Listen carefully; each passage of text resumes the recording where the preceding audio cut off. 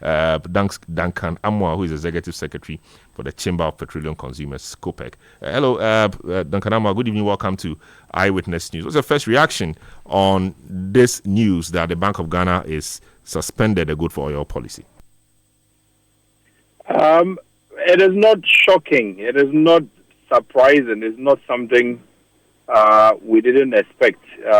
Probably it's coming a bit even late.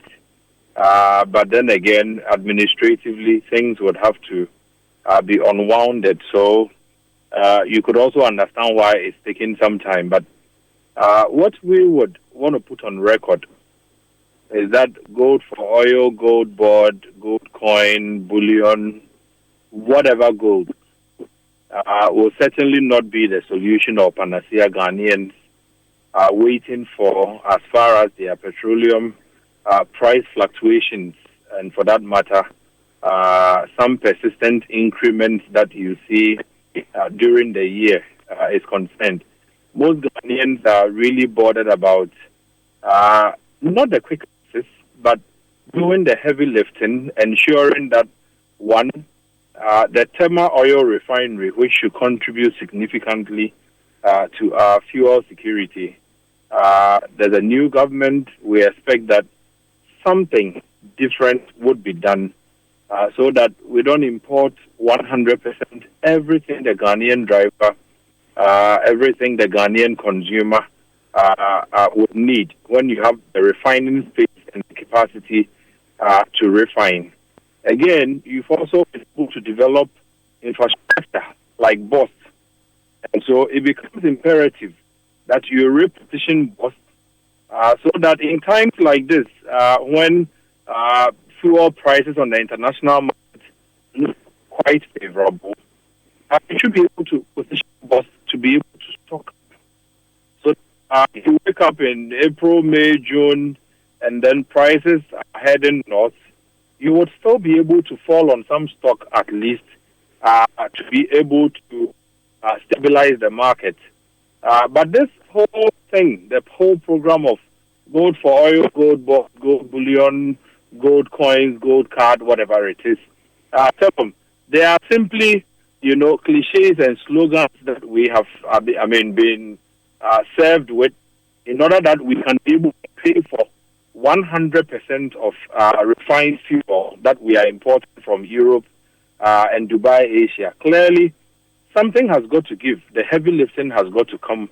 There are times where we will just do the quick fixes. I don't think that would do. So if government is doing away with gold for oil, it's welcoming, it's okay. But then again, we should not also find the same government come back another day to say that they found another ingenious way to pay for our total fuel importation into the country when your refining space is idle, when BOS continues to sit and continues to, as it were, serve as a buffer and a trader that will come back to tell you and I alum that at the end of the day it made profit. It made profit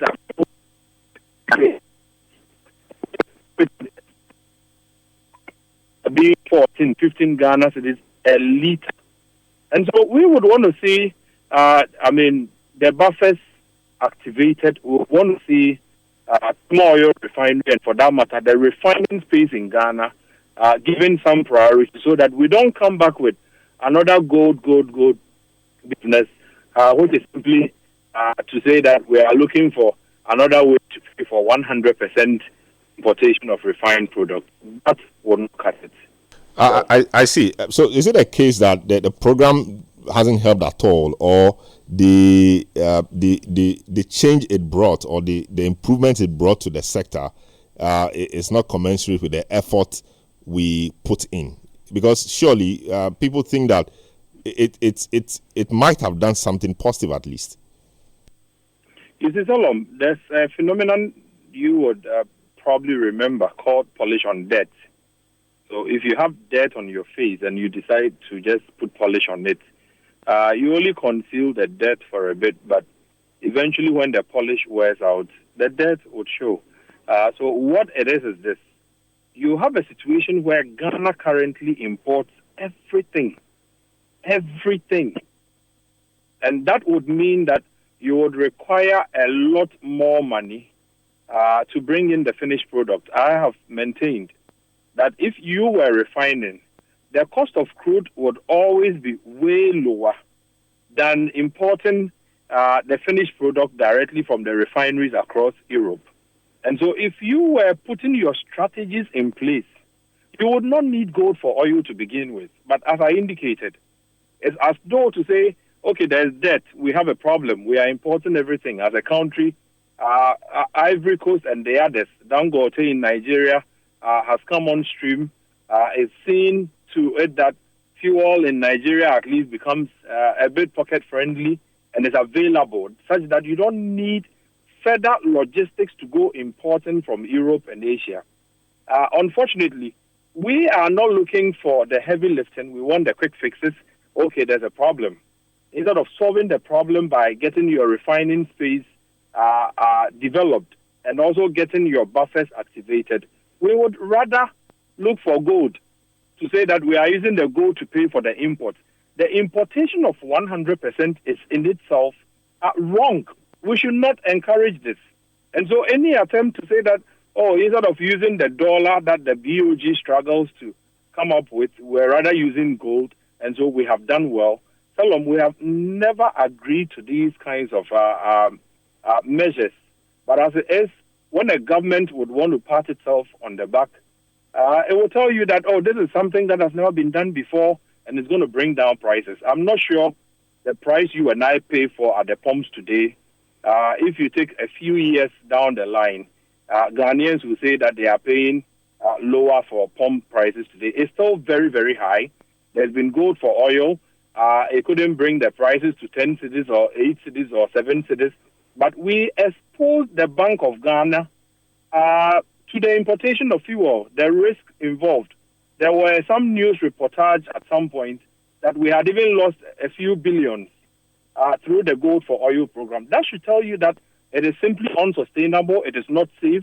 It is not a panacea to the problems you and I have with the fluctuating fuel price. And so the new government, kudos for terminating Gold for Oil, but do not also come back with another scheme that says gold for bullion or bullion for fuel or bullion, whatever it is. Do the heavy lifting, which is to say fix your refinery, fix bust, so that we don't come back to how we are paying 100% for fuel and we are not using dollar, we are using gold, so we've done well. The gold could have gone to, as it were, strengthening your currency. I think they should focus a bit more on that and then fix what needs to be fixed downstream so that the Ghanaian can go to sleep knowing that their refineries are working, knowing that boss has got some strategic stock, that tomorrow if you wake up and Zelensky decides that Russia will continue, Gaza pressures or tensions escalate, and international market prices surge, you and I should have at least some reliable buffers in Ghana that would ensure that we don't end up paying 20 Ghana cedis for fuel. If we don't put in these buffers, the year is early days yet. Anything at all could happen. Very well. Thank you so much, Duncan Amoah, Executive Secretary for the Chamber of Petroleum Consumers, COPEC. Thanks so much for speaking to us on this.